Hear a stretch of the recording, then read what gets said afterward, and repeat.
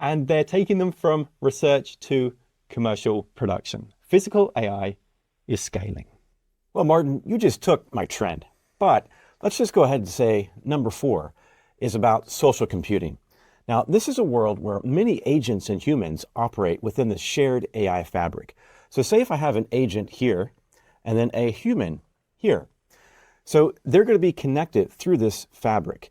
And here, if I have information that flows between the two, they begin to understand each other.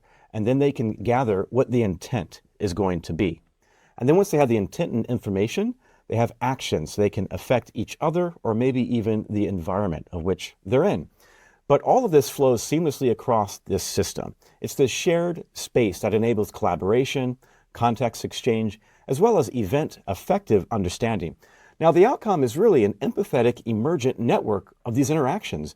It's what we call this collective intelligence or this real-world swarm computing. So, teams of agents, digital labor, humanoid robots, and tech that can understand me with effective computing.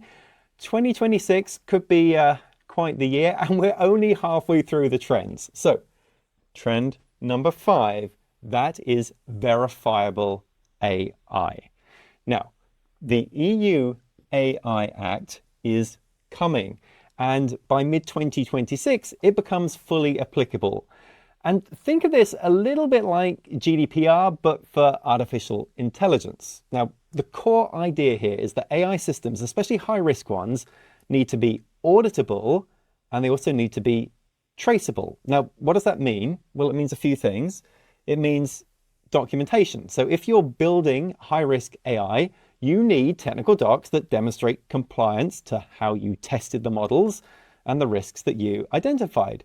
It means transparency. So users need to know when they're interacting with a machine. So things like synthetic text, they need to be clearly labeled.